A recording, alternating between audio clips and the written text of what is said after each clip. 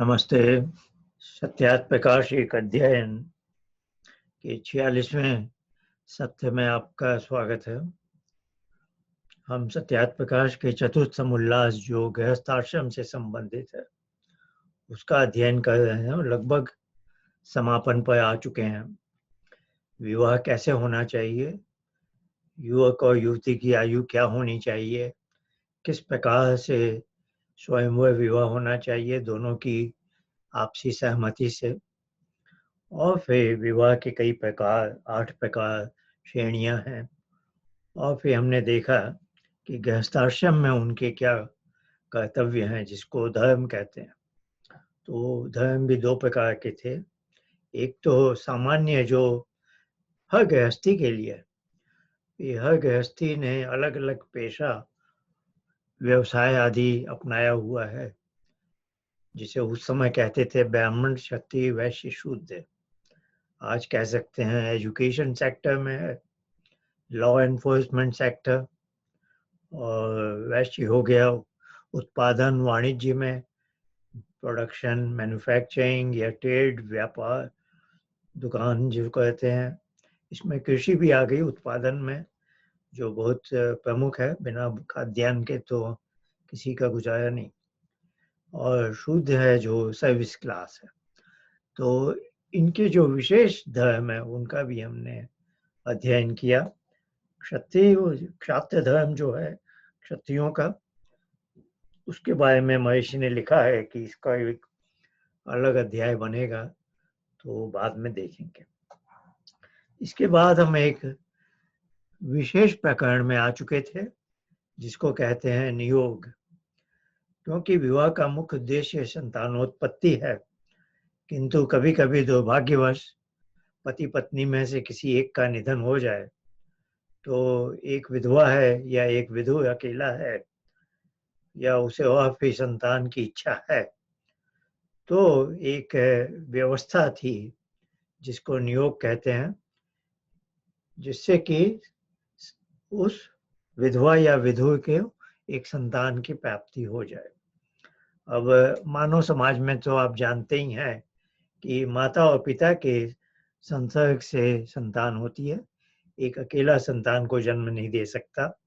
आज तो कुछ अलग संभावनाएं हैं, फर्टिलिटी क्लिनिक होते हैं जहाँ होता तो वही है, पुरुष का शुक्राणु वहाँ जमा होता है और एक स्त्री के गर्भ में उसको स्थापित कर दिया जाता है टेस्ट ट्यूब से, और फिर वो उससे गर्भवती हो जाती है। पर पहले एक परंपरा थी जिसको नियोग कहते हैं, जिसमें ऐसी कोई विधवा और ऐसा कोई विधुर आपसी सहमति से उनका आपस में शारीरिक संयोग, ताकि एक संतान का जन्म हो। और जो स्त्री गर्भवती हो चुकी है वो पहले ही तय हो जाता था कि वह किसकी संतान मानी जाएगी, उस पुरुष की या उस स्त्री की। तो यह आज सुनने में हमें थोड़ा अटपटा सा लग सकता है, पर इतना वो नहीं है, क्योंकि मुझे खुद याद है, मेरे ख्याल से 10-12 वर्ष पुरानी बात है। अभी भी इंटरनेट पर हम देखें तो शायद मिल जाएगी। जर्मनी में एक पुरुष था, अभी भी संभव होगा, जो अपने देश में और आसपास के देशों में भी, ऑस्ट्रिया आदि में भी जाता था और इस प्रकार की सेवा देता था। अर्थात जो महिलाएं गर्भवती होना चाहती हैं, किन्हीं कारणों से नहीं हो पा रही हैं, या तो उनके पति में कोई दोष है, या वो विधवा है, या जो भी कारण है, तो वो गर्भ स्थापित करना चाहती हैं, बजाय वो फर्टिलिटी क्लिनिक में जाने के, वो जर्मनी के इस पुरुष को आमंत्रित करती है और इस तरह से नियोग जैसी ही प्रक्रिया है, लेकिन आधुनिक काल में भी ऐसा था। कम से कम 10-12 वर्ष पहले मैंने पढ़ा था कहीं पर, तो इंटरनेट के माध्यम से देखेंगे तो पता चल जाएगा। तो ये जो व्यवस्था है यह अल्पकालिक है, टेम्परेरी है। वो स्त्री पुरुष संग साथ रहते नहीं है, केवल गर्भ स्थापना के लिए संयुक्त होते हैं। तो वो प्रकरण चल रहा था, वहीं से हम आगे बढ़ेंगे। और जैसा मैंने पिछली सप्ताह भी देखा था कि महर्षि दयानंद ने उस पर पर्याप्त जानकारी दी है हमें, और क्योंकि यह सुनने में अटपटा सा लग सकता है, इसलिए उन्होंने इसको काफी विस्तार दिया है। तो हम एक दूसरी पीडीएफ फाइल पर आ गए थे, वो मैंने पिछली बार बताया ही था। इसके पृष्ठ संख्या पुस्तक के पृष्ठ 129 और 30 पर है। तो ये जो पहला अनुच्छेद है हम पूरा कर चुके थे। अब एक, क्योंकि पूर्व पक्ष वो प्रश्न उठा रहे हैं, क्योंकि जैसा हम कह सकते हैं आधुनिक काल में ये सुनने में थोड़ा विचित्र सा लग सकता है, और ये परिपाटी अभी है नहीं, तो इसके बारे में एक विस्तार से वो बता रहे हैं। तो पूर्व पक्ष के माध्यम से प्रश्न उठाते हैं। तो एक बार तो पिछला सत्र हमने इस पर विचार कर लिया है, आरंभिक बातें हो चुकी थी। अब आगे वो प्रश्न आ रहा है, नियोग में क्या क्या बात होनी चाहिए। अच्छा, कहने का आशय है जैसे विवाह कहते हैं तो उसके पहले कुछ आयोजन होते हैं, कुछ विवाह में एक दूसरे को चयन कहते हैं, जो भी है। तो उस प्रसंग में प्रश्न किया कि नियोग में ऐसा क्या है। तो इसका उत्तर देते हैं, जैसे प्रसिद्धि से विवाह वैसे ही प्रसिद्धि से नियोग। अर्थात जैसे कन्या विवाह योग्य हो गई है तो समाज में या जहाँ भी उसको वह की अपेक्षा है वहाँ वो सूचना देती है, प्रसिद्ध करती है। आजकल समाचार पत्रों के माध्यम से, इंटरनेट के माध्यम से है, पहले जो भी ढंग है होंगे। तो जो भी प्रसिद्धि करने का ढंग विवाह के लिए है वही नियोग पर भी लागू होता है। जैसे विवाह में बद्ध पुरुषों की अनुमति और कन्या वर की प्रसन्नता होती है, वैसे नियोग में भी।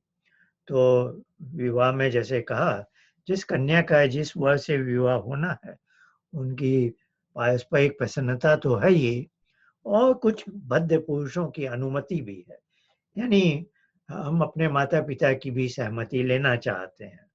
तो यह एकदम ही आवश्यक नहीं है, किंतु हो तो अच्छा है।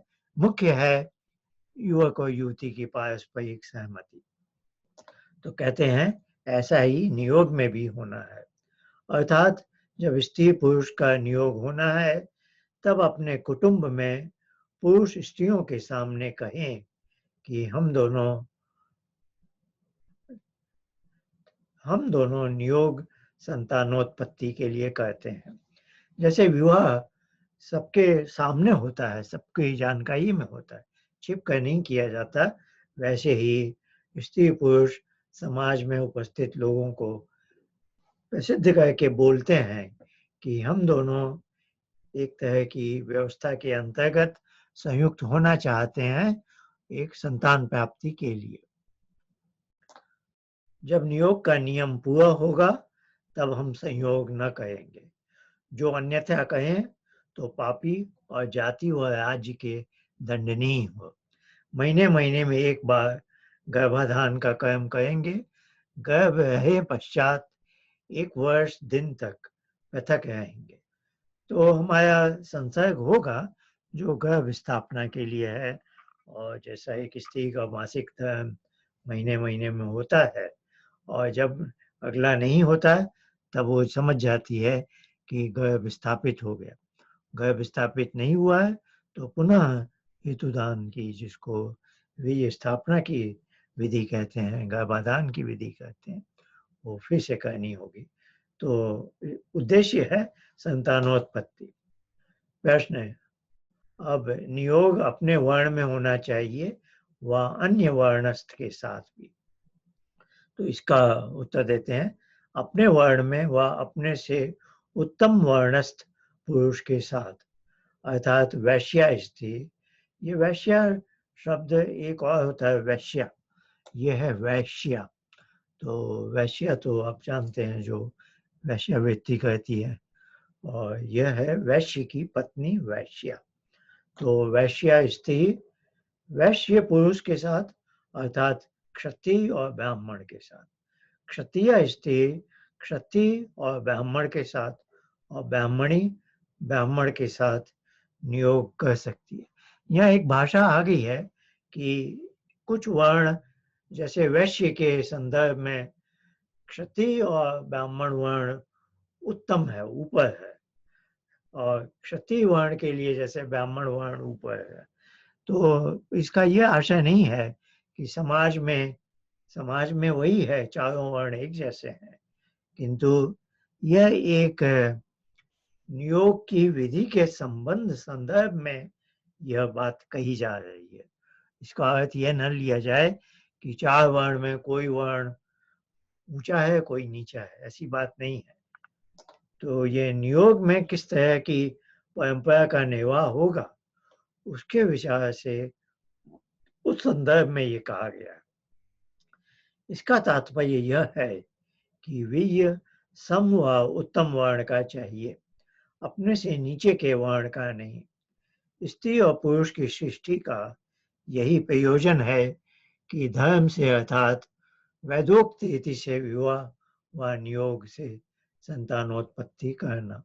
तो ऐसा है कि जो ब्राह्मण वर्ण है उनका जीवन अधिक सदाचारी होने की संभावना है, और जिनके दैनिक जीवन का निर्वाह अधिक सदाचार से युक्त है, जो इंद्रियों का संयम करते हैं, जिनका भोजन साधन भी अच्छी तरह का है, तो उसके वीर्य की कोटि दूसरों की अपेक्षा अच्छी होगी, बेहतर होगी।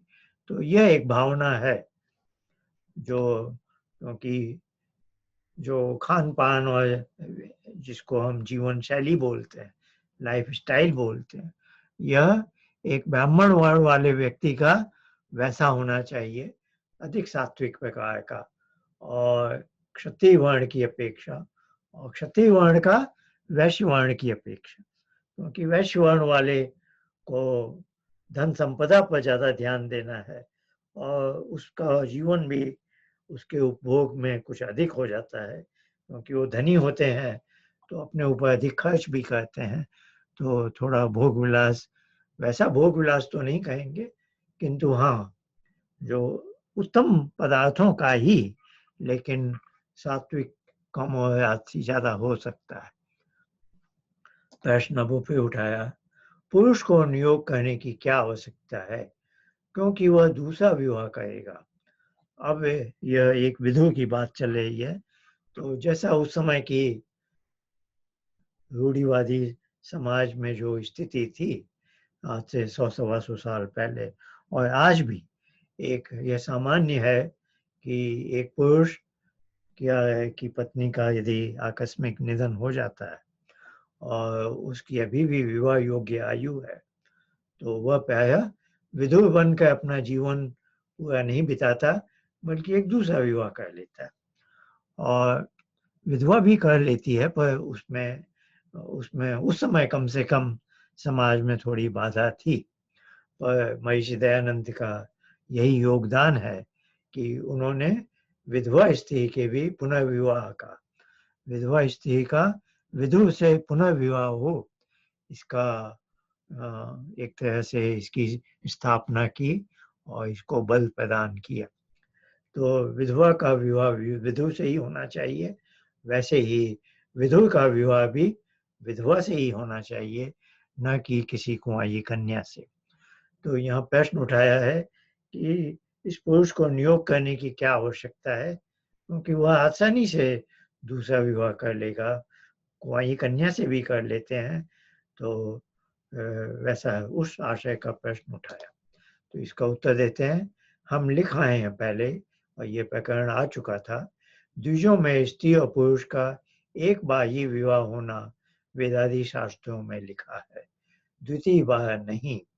कुमार और कुमारी का ही विवाह होने में न्याय, और विधवा स्त्री के साथ कुमार पुरुष और कुमारी स्त्री के साथ मृत स्त्री पुरुष का विवाह होने में अन्याय अर्थात अधर्म है।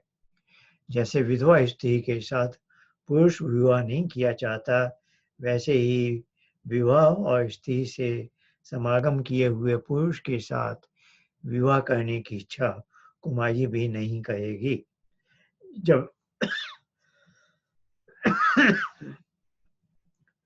जब विवाह किए हुए पुरुष को कोई कुमारी कन्या और विधवा स्त्री का ग्रहण कोई कुमार पुरुष न कहेगा, तब पुरुष और स्त्री को नियोग करने की आवश्यकता होगी।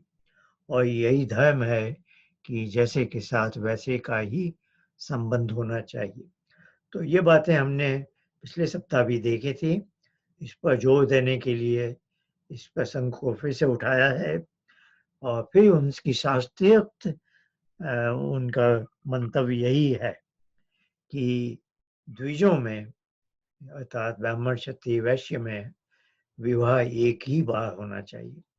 पर जैसा मैंने अभी थोड़ी देर को कहा था पहले कि महर्षि दयानंद का यह योगदान है, सामाजिकता को देखकर उन्होंने विधवा विवाह को भी अपना आशीर्वाद दिया था बाद में।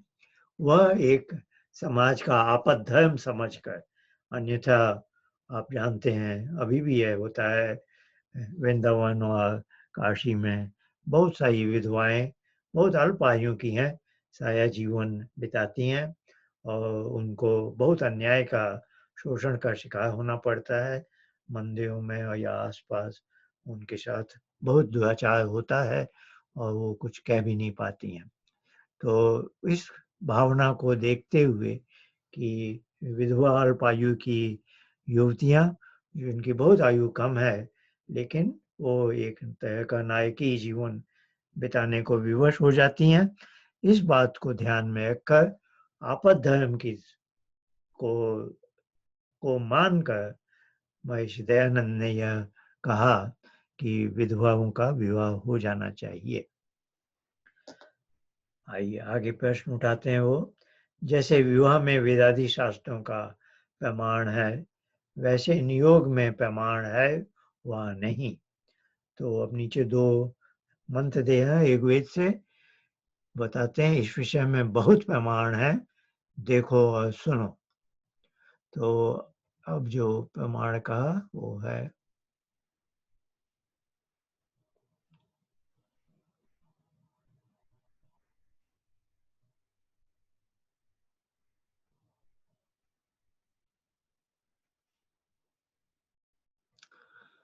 हाँ, ऋग्वेद का 10वें मंडल का 40वें सूक्त का दूसरा मंत्र है, कुहम स्विद्दोषा कुह वस्तो अश्विना कुहाभिषित्वम कुहाभिकायतः कुहोषतु को वाम सयुत्या विधवेव देवयम मह्यम न योषा कृणुते सधस्थ हा।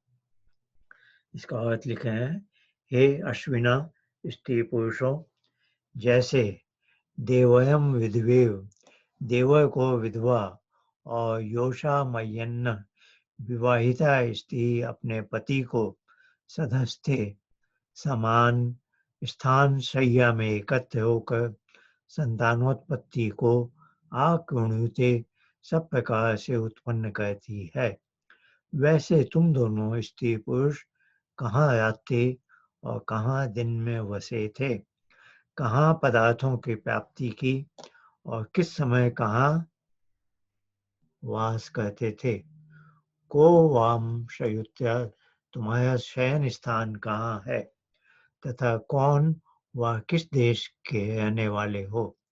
इससे यह सिद्ध हुआ कि देश विदेश में स्त्री पुरुष संग ही में रहें और विवाहित पति के समान नियुक्त पति को ग्रहण करके विधवा स्त्री भी संतानोत्पत्ति कर लेवे। यहाँ दोनों मंत्रों का अर्थ आ गया है, मैं दूसरा मंत्र भी पढ़ दूं, दोनों का संयुक्त रूप से अर्थ किया। दूसरा मंत्र नहीं, मेरे ख्याल से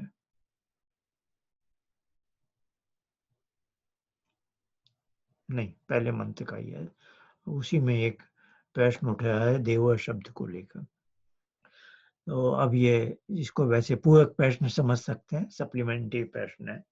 अभी जो पहले मंत्र का अर्थ किया उसमें देवर शब्द आया है, तो इसको क्योंकि देवर शब्द के लिए मान्यता है कि पति का छोटा भाई देवर होता है, यहाँ वो शास्त्रीय अर्थ करने वाले हैं नियुक्त से, तो प्रश्न उठाते हैं, यदि किसी का छोटा भाई ही ना हो तो विधवा नियोग किसके साथ करे? क्योंकि देवर शब्द आया था, तो अब जन सामान्य से एक प्रश्न उठ रहा है कि देवर यदि है ही नहीं किसी का, अर्थात जो स्त्री विधवा हो गई है उसके पति का छोटा भाई नहीं था, देवर था ही नहीं, और इस मंत्र में देवर शब्द का उल्लेख है, तो प्रश्न पूछता है कि किसी विधवा स्त्री का कोई देवर नहीं है तो वह किसके साथ नियोग करेगी? तो पुनः इसका उत्तर देते हैं, देवर के साथ। परंतु देवर शब्द का अर्थ जैसा तुम समझे हो वैसा नहीं। देखो, नियुक्त में देवयः कस्मात् द्वितीयो वय उच्यते, ये नियुक्त के 3 अध्याय के 15वें खंड में आया। तो देवर शब्द की परिभाषा, क्योंकि नियुक्त एक ऐसा ग्रंथ है महर्षि व्यास का, जिसमें वेद में आए सभी शब्दों का जो वेदानुकूल अर्थ है वो बताया गया है। तो जो रूढ़ी से अर्थ चला आया है, जो समाज में आज प्रतिष्ठित है, वेद के अर्थ उससे भिन्न हो जाते हैं, और इसके लिए हमें महर्षि व्यास के ग्रंथों का सहारा लेना पड़ता है। तो वो कहते हैं, देवर उसको कहते हैं कि जो विधवा का दूसरा पति होता है, चाहे छोटा भाई या बड़ा भाई, अथवा अपने वर्ण व अपने से उत्तम वर्ण वाला हो, जिससे नियोग करे उसी का नाम देवर है। अर्थात देवर से नियोग नहीं किया जाता, अर्थात जिससे नियोग करना उपयुक्त है वो पुरुष देवर कहलाता है। अब हम दूसरे मंत्र पर जाते हैं। दूसरा मंत्र था ऋग्वेद के 10वें मंडल का 18वां सूक्त है और 8वां मंत्र है। उदीश्व नायभि जीवलोकम गता सुमेत मुषम शेष एहि हस्तप्राभस्य दिदिशोस्त वेदम पत्युर्जनित्वमभिन्न बभूत। तो ये थोड़ा उतनी साफ नहीं आया है, इसलिए पढ़ने में दिक्कत हो जाती है।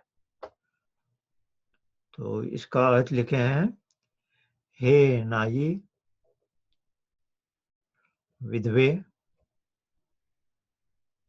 तू एतम गतासुम, इस मरे हुए पति की आशा छोड़कर, शेषे बाकी पुरुषों में से, अभिजीव लोकम, जीते हुए दूसरे पति को उपेयी प्राप्त हो, और उद्देश्य इस बात का विचार और निश्चय रख कि जो हस्तग्राभस्य दिदिशो, तुझ विधवा के पुनः पाणी ग्रहण करने वाले नियुक्त पति के संबंध के लिए नियोग होगा, तो यह जनित्वम, जना हुआ बालक उसी नियुक्त पति का होगा, और जो तू अपने लिए नियोग करेगी तो यह संतान तव तेरा होगा। ऐसे निश्चय युक्त अभी संबभूत हो, और नियुक्त पुरुष भी इसी नियम का पालन करे। अब तीसरा मंत्र दे है। मंत्रों का अर्थ स्पष्ट ही है, कुछ विशेष व्याख्या की आवश्यकता नहीं है। वेद के बड़े उत्तम कोटि के प्रमाण हैं, और वेद को स्वतः प्रमाण कहते हैं, तो इसके बाद अगला कोई प्रमाण की आवश्यकता नहीं है। अब तीसरा मंत्र है अथर्ववेद का 14वें कांड, दूसरा अनुवाक 18वां मंत्र। अधे व्यज्ञ पतिग्नि हैधि शिवा पशुभ्यो सुयमा सवीची सवच, देख नहीं पाया मैं, प्रजावती वीर सूदे व्यकामा स्योने ममग्निम गाहपत्य सपय्य। हे अपतिज्ञ देवग्नि, पति और देवर को दुख न देने वाली स्त्री, तू इस गृहस्थाश्रम में पशुओं के लिए कल्याण करने आई, सुयमा अच्छे प्रकार धर्म नियम में चलने, सुवर्चा रूप और सर्वशास्त्र विद्या युक्त प्रजावती उत्तम पुत्र पौत्र आदि से सहित वीयसु सुवी पुत्रों को जनने, देव्य कामा देव की कामना करने, स्योना और सुख देने हाई पति व देव को एधि प्राप्त हो के इमम इस गार्हपत्यम गृहस्थ संबंधी अग्निम अग्निहोत्र को सपय्य सेवन किया कर। मनुस्मृति का भी एक प्रमाण देते हैं। तामनेन विधानेन निजो विंदेत देवया, ये मनुस्मृति का 9वें अध्याय का 69वां श्लोक है। पूरा श्लोक नहीं दिया, उसका एक अंश दिया। इसका अनुवाद करते हैं, जो अक्षत योनि स्त्री विधवा हो जाए तो पति का निज छोटा भाई भी उससे विवाह कर सकता है। ये पुनः विवाह की बात है, ये नियोग का तो नहीं है, पर यहाँ देव से पुनः विवाह करने की बात है। जो स्त्री अक्षत योनि है, अर्थात विवाह के तुरंत पश्चात जिसका अपने पति से समागम न हुआ हो और किसी दुर्घटनावश विधवा हो गई है, तो जो पति का छोटा भाई है उससे उसका विवाह हो जाना चाहिए। और यहाँ देव शब्द आया है तो मनुस्मृति का वो श्लोक का उदाहरण दिया गया है। अब पुनः एक प्रश्न उठाते हैं, एक स्त्री व पुरुष कितने नियोग कर सकते हैं और विवाहित नियुक्त पतियों का नाम क्या होता है? इसमें फिर से उत्तर देने की प्रक्रिया में ऋग्वेद का एक मंत्र दिया, सोम प्रथमो विविधे गंधर्वो विविध उत्तरः तृतीयो अग्निष्टे पतिस्तुयस्ते मनुष्यजा। हे स्त्री, जो तेरा प्रथम पहला विवाहित पति तुझको विविधे प्राप्त होता है, उसका नाम सोम सुकुमारता आदि गुणयुक्त होने से सोम। जो दूसरा नियोग होने से विविधे वह गंधर्व, एक स्त्री से संभोग करने से गंधर्व। जो तृतीय उत्तर दो के पश्चात तीसरा पति होता है वह अग्नि, अत्युष्णता युक्त होने से अग्नि संज्ञक। और जो तेरे तुरीय चौथे से लेकर 11वें तक नियोग से पति होते हैं, वे मनुष्यजा मनुष्य नाम से कहते हैं। जैसा इमाम त्वमिंद्र इस मंत्र में 11वें पुरुष तक स्त्री नियोग कर सकती है, वैसे पुरुष भी 11वीं स्त्री तक नियोग कर सकता है। इस मंत्र के अर्थ के रूप में मैं इसे लिखे हैं कि एक स्त्री अधिक से अधिक 11 पुरुषों के साथ नियोग द्वारा पहला तो उसका पति है, अब वह यदि उसका निधन हो चुका है तो उसके बाद 10 और मेरे ख्याल से इसका, क्योंकि इस मंत्र की हमें संगति जो पिछले सप्ताह एक मंत्र पढ़ा था जिसमें था कि अधिकतम एक स्त्री को 10 संतान को जन्म देना चाहिए, तो उससे यदि मैं संगति लगाऊं, ऐसे आगे भी ये प्रकरण आने वाला है, पर मैं यहाँ इस समय अपने मन से यदि एक संगति लगाना चाहूं तो यह प्रसंग बनता है कि पहले पति से उसकी कोई संतान नहीं हुई है, तो अब उसको, और वह विधवा हो गई है, अब वह 10 संतान करने के लिए 10 पुरुषों के साथ नियोग कर सकती है। यह एक सीमा है। यह फिर एक प्रश्न उठ रहा है, एकादश शब्द से 10 पुत्र और 11वें पति को क्यों न गिने? यही जो अर्थ लिया गया था पिछले मंत्र में। तो अब उत्तर कहते हैं, जो ऐसा अर्थ करोगे तो विद्वेव देवयम देवयः कस्मात् द्वितीयो वर उच्यते अदेव्यग्नि और गंधर्वो विविध उत्तर इत्यादि वेद प्रमाणों से विरुद्धार्थ होगा, क्योंकि तुम्हारे अर्थ से दूसरा भी पति प्राप्त नहीं हो सकता। तो एकादश शब्द से यानी उनका कहना है कि यदि ये विभिन्न स्तर के पतियों के नाम नहीं हैं, पूर्व पक्ष ने कहा कि 10 संतानों का उल्लेख हो गया है, वहाँ पति का उल्लेख है, जैसा कि उस पिछले सप्ताह वाले मंत्र में आया था। तो कहने का आशय है, पूर्व पक्ष पिछले सप्ताह वाले मंत्र की संगति अभी के इस मंत्र से इस ढंग से लगाना चाहता है कि ये 11 पति नहीं है, बल्कि एक पति और 10 संतानों का उल्लेख है। तो महर्षि दयानंद ने कहा ऐसा संभव नहीं है, क्योंकि उन्होंने विभिन्न पद दिए हुए हैं। विद्वेव देवयम देवय कस्मात् द्वितीयो व उच्यते, यास का वचन, अदेव अग्नि गंधर्वो विविधोत्तर, ये सब पद ऐसे हैं कि जिससे यह अर्थ नहीं बनता कि 10 संतान व एक पति। तो क्या अर्थ बनता है कि एक पति वो चला गया है, संतान को जन्म नहीं दे पाया, और अब वह 10 संतानें यदि करने की उसकी इच्छा है तो 10 पुरुषों के साथ उसका नियोग हो सकता है। और उन जो 10 नियुक्त पति हैं उनके नामों की संज्ञा दी गई है। तो पहले का नाम था सोम, दूसरे का नाम है गंधर्व, तीसरे का अग्नि।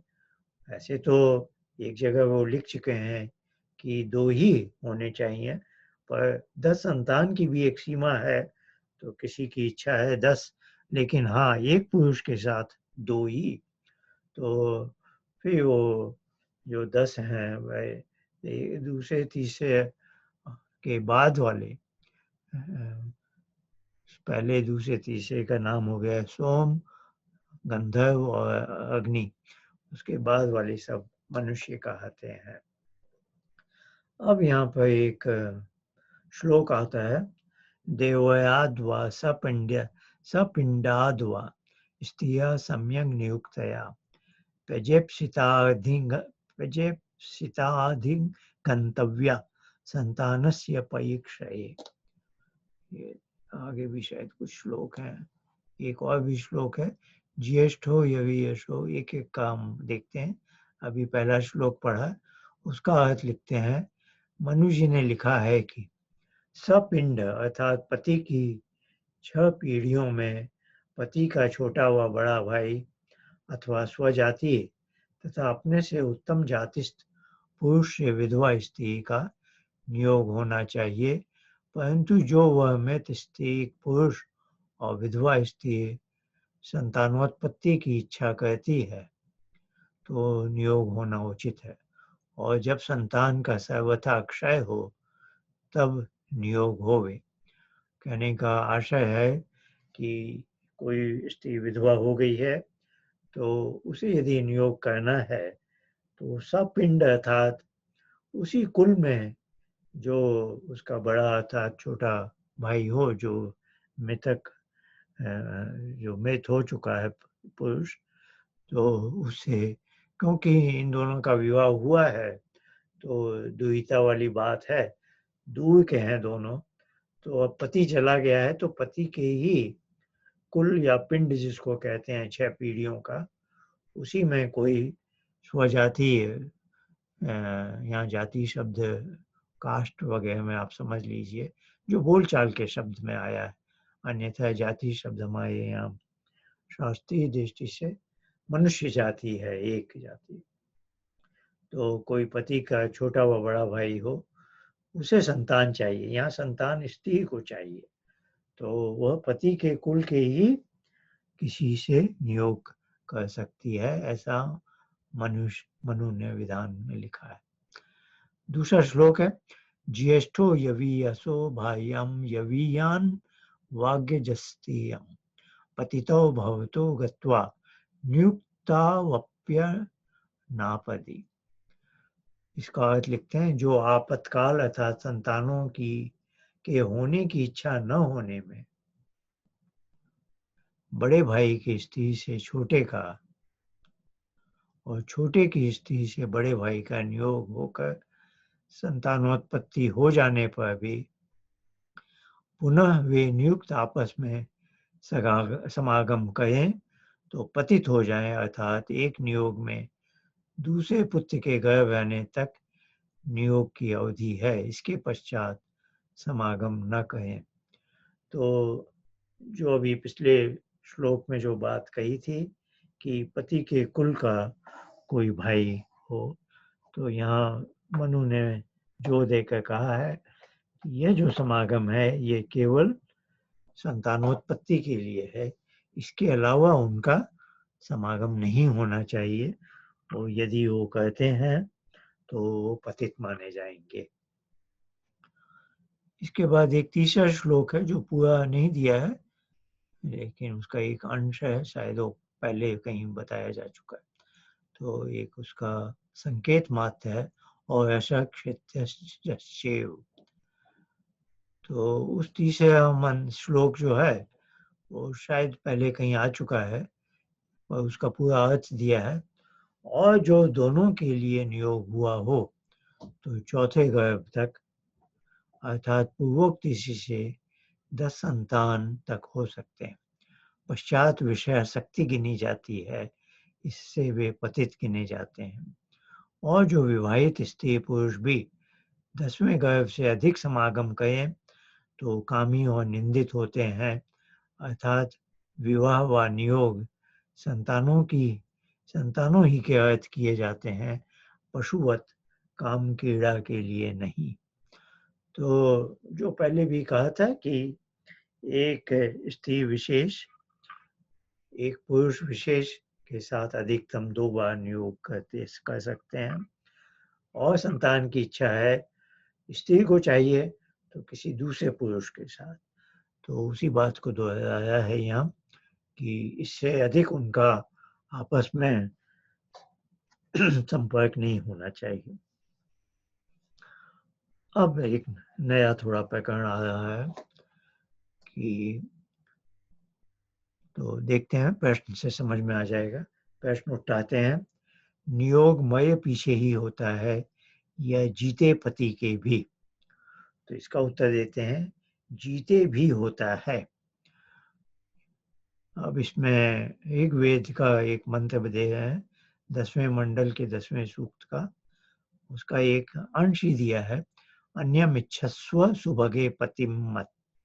जब पति संतानोत्पत्ति में असमर्थ होवे तब अपनी स्त्री को आज्ञा देवे कि हे सुभगे, सौभाग्य की इच्छा करने हाजी स्त्री, तू मत मुझसे अन्यम दूसरे पति की इच्छा कर, क्योंकि अब मुझसे संतानोत्पत्ति न हो सकेगी।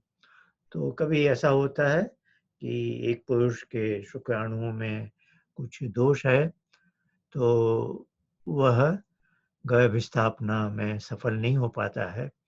तो ऐसी परिस्थिति में वेद मंत्र के द्वारा वो पति अपने पत्नी को कह रहा है कि मुझसे तुम संतान नहीं पाती हो, तो अब दूसरे किसी की कामना करो, दूसरे किसी पुरुष से इच्छा करो। तब स्त्री दूसरे से नियोग करके संतानोत्पत्ति करे, परंतु उस विवाहित महाशय पति की सेवा में तत्पर रहे। वैसे ही स्त्री भी जब रोग आदि दोषों से ग्रस्त होकर संतानोत्पत्ति में असमर्थ होवे तब अपने पति को आज्ञा देवे कि हे स्वामी, आप मुझसे संतानोत्पत्ति की इच्छा छोड़ के किसी दूसरी विधवा स्त्री से नियोग करके संतानोत्पत्ति कीजिए, जैसा कि पांडु राजा की स्त्री कुंती और माद्री आदि ने किया, और जैसा व्यास जी ने चित्रांगद और विचित्रवीर्य के मर जाने पश्चात उन अपने भाइयों की स्त्रियों से नियोग करके अंबिका में धृतराष्ट्र और अंबालिका में पांडु और दासी में विदुर की उत्पत्ति की, इत्यादि इतिहास भी इस बात में प्रमाण है। अब एक नया प्रसंग आ रहा है कि दोनों स्त्री पुरुष विधवा या विधुर नहीं है, पति पत्नी दोनों जीवित हैं, किंतु किसी एक में ऐसा कोई दोष है कि संतानोत्पत्ति संभव नहीं हो रही है। वह दोष पुरुष में भी हो सकता है या स्त्री में भी हो सकता है। तो जिसमें भी दोष है, वो जैसे मंत्र के द्वारा वो अपनी पत्नी को कह रहा है, इसका मतलब है उसकी सहमति है, वो खुद ही चाहता है। तो ऐसी सहमति आवश्यक है। तो जिस पुरुष में ऐसा दोष है, वो अपनी पत्नी से कहता है कि अब तुम गर्भवती एक दूसरे पुरुष के ही माध्यम से हो सकती हो, और वैसा नियोग हमें करना चाहिए। अर्थात तुम्हें उस पुरुष विशेष के साथ ऐसा एक अल्पकालिक संबंध, जिसको नियोग कहते हैं। और यदि स्त्री में दोष है, तो वह स्त्री अपने पति से कहे ऐसे ऐसे, क्योंकि अन्यथा उस परिवार में संतान नहीं होगी। आज ऐसी परिस्थिति में वो दंपति फर्टिलिटी क्लिनिक में जाते हैं और कुछ उनका होता है। तो जब किसी पुरुष का शुक्राणु हो गया था, तो बड़ी बात नहीं मानी जाती। तो बस है कि बताया नहीं जाता है शायद कि ये किस पुरुष का शुक्राणु है, अन्यथा बाद में विधि विधान की कुछ समस्याएं आ सकती हैं। और यदि किसी कोई स्त्री गर्भवती नहीं हो पा रही है, तो वो नियोग के द्वारा तो नहीं, किंतु जिसको टेस्ट ट्यूब से बोलते हैं, और उस स्त्री को आप बोलते हैं सरोगेट मदर। जैसे आपने किसी का गर्भ किराए पर ले लिया, तो वो एक किसी स्त्री के गर्भ में उसका शुक्राणु स्थापित किया जाता है, और उस अब यहाँ भी बताते नहीं हैं। तो वह स्त्री जब गर्भवती हो जाती है, संतान, और तो ऐसी कुछ ऐसे वैधानिक दृष्टि से कागजी काम कर लेते हैं पहले से ही, ताकि क्योंकि वो गर्भावस्था के बाद, फिर प्रसव के बाद एक हर स्त्री का एक लगाव तो हो ही जाता है। तो शुरू में तो उसने कह दिया होगा कि हाँ, मैं जन्म देकर ये संतान आपको दे दूंगी। आपको यानी जो भी बिचौलिया एक चीज है, क्योंकि किसी को मालूम नहीं होता है कौन किसकी संतान है। तो लेकिन बाद में उसका मन बदल जाए, कुछ ऐसा है। तो इसलिए सब कागजी काम किए जाते हैं। तो ये सब व्यवस्था आज भी चल रही है। पर आज क्योंकि जो गर्भ स्थापना की विधि है, गर्भाधान, और आज की दुनिया सेक्स ऑब्सेस्ड है इतनी, कि हम गर्भाधान को भी गर्भाधान हमारे यहाँ तो एक संस्कार है, तो उसको उतने वैसे नहीं देख पाते हैं कि, और उसको एक सेक्सुअल इंटरकोर्स की तरह से देखते हैं, जो है वो। लेकिन उस कुछ बातें ऐसी होती है ना, आप कर तो वही रहे हैं, लेकिन किस मंशा से कर रहे हैं, किस भावना से कर रहे हैं। तो जहाँ भावना इंद्रिय सुख की ज्यादा है, वहाँ वो एक सेक्सुअल एक्ट है। और जहाँ उद्देश्य है गर्भ स्थापना, तो जैसे हम भोजन में बोलते हैं ना, आप भोजन के स्वाद में ज्यादा रुचि लेते हैं, या भोजन से पोषक तत्व प्राप्त करने में? अंग्रेजी में कहते हैं ना, आई ईट टू लिव या आई लिव टू ईट। तो आई ईट टू लिव में यह एक आपका, आप थोड़े वैराग्य भाव से भोजन कर सकते हैं, अन्यथा आप राग से युक्त हो जाते हैं, आपको स्वाद में मजा आने लगता है। तो यह थोड़ी वैसी बातें हैं जो हर किसी को आसानी से समझ में नहीं आएंगी, लेकिन वैराग्य भाव से भी एक कर्म किया जा सकता है।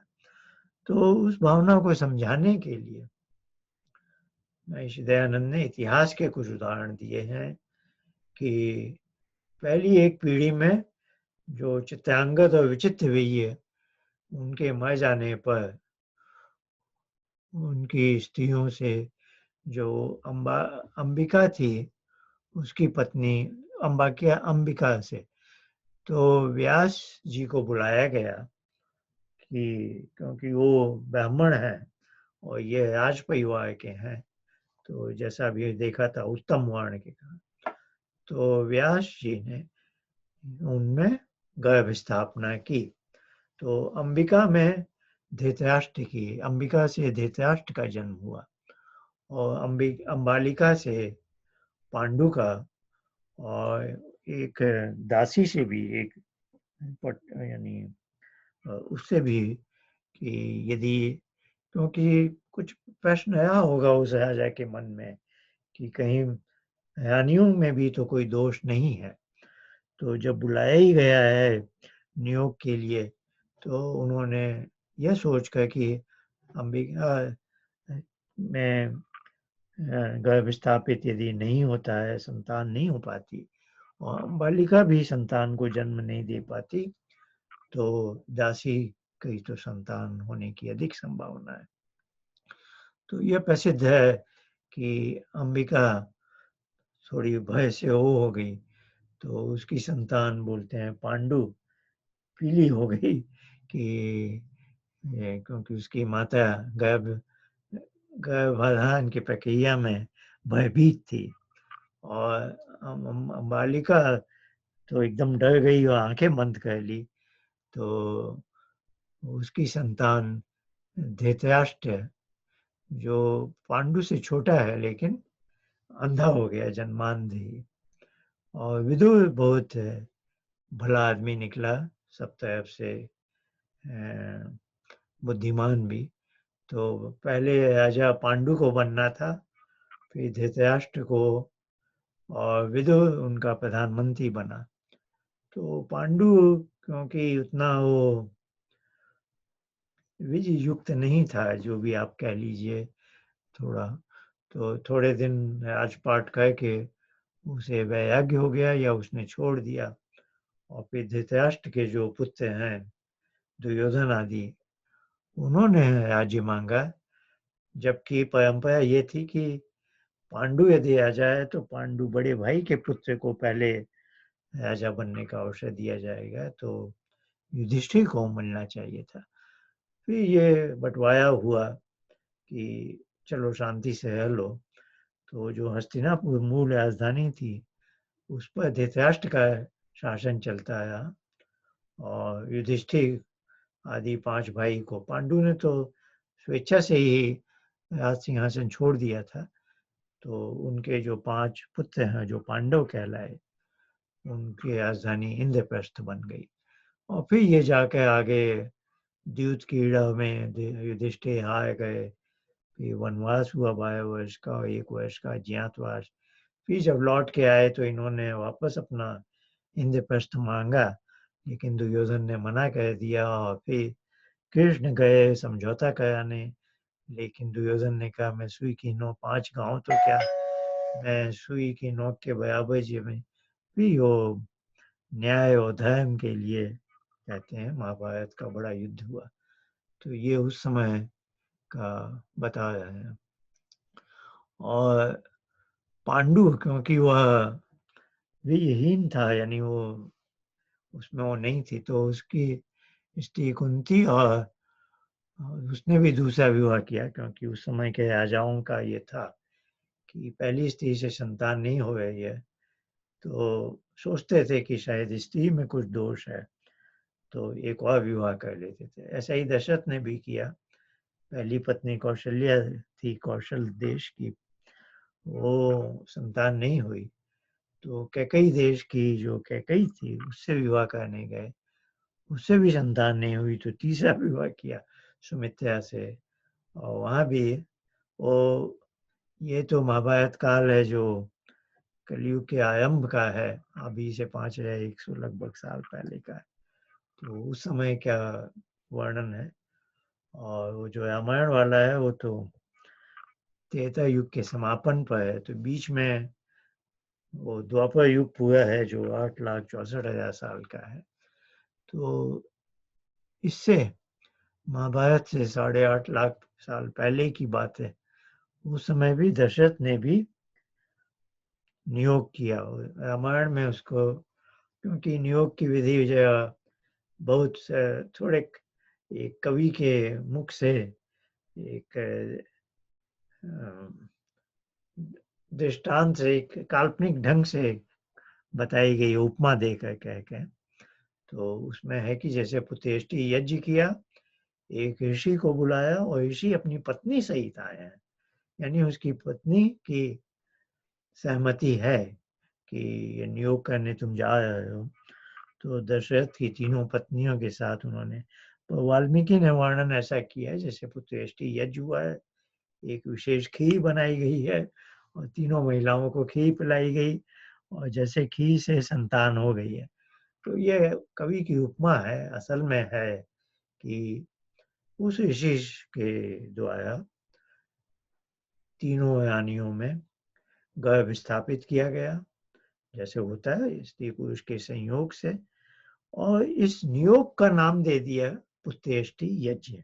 इसको भी यज्ञ कहा गया और इस यज्ञ के की पीछे भावना थी संतान प्राप्ति, इसके लिए नाम, इस यज्ञ का ही नाम हो गया पुत्रेष्टि यज्ञ। तो वाल्मीकि अपने रामायण में ये नहीं कहते कि नियोग हुआ हाथी में, उस ऋषि ने एक रात उसके कौशल्या के साथ बिताई होगी, एक रात कैकेयी के साथ, एक रात सुमित्रा के साथ, ऐसे ऐसे ये सब कहने के बदले क्या कहा उन्होंने कि पुत्रेष्टि यज्ञ बना, वो यज्ञ किया, वो यज्ञ किया भी गया होगा जैसे विवाह के लिए कहते हैं, वैसे नियोग के लिए भी। लेकिन रात्रि में गर्भाधान की प्रक्रिया हुई, उस गर्भाधान प्रक्रिया को बताने के लिए कवि ने क्या कहा कि तीनों रानियों को विशेष खीर पिलाई गई जैसे कि। तो ये इतिहास के कुछ उदाहरण देकर वेद मंत्र की संगति से महर्षि दयानंद हमें बता रहे हैं कि ऐसा ही होता था, ऐसी ही परंपरा थी। आगे अब तो हो गया आज का समय लगभग, तो अभी हम नियोग में ही हैं। जैसा हमने कहा था ये थोड़ा लंबा प्रकरण है, क्योंकि महर्षि दयानंद ने आवश्यकता समझी होगी और उचित भी लगता है लोगों को समझाने के लिए कि यह एक सही परंपरा है और ऐसी होती आई है।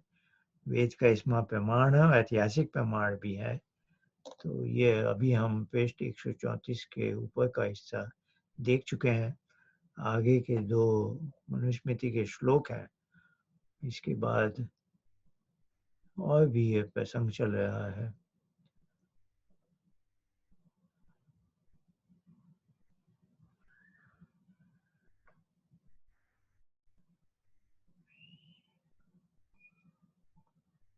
तो थोड़ा सा और है, ज़्यादा नहीं है। पृष्ठ 139 पर गृहस्थाश्रम का के इस चौथे समोल्लास का समापन है। अभी हम पृष्ठ 134 पर। तो चलिए, इस प्रकार नियोग का प्रकरण मेरे ख्याल से 1 या 2 सप्ताह और चलेगा।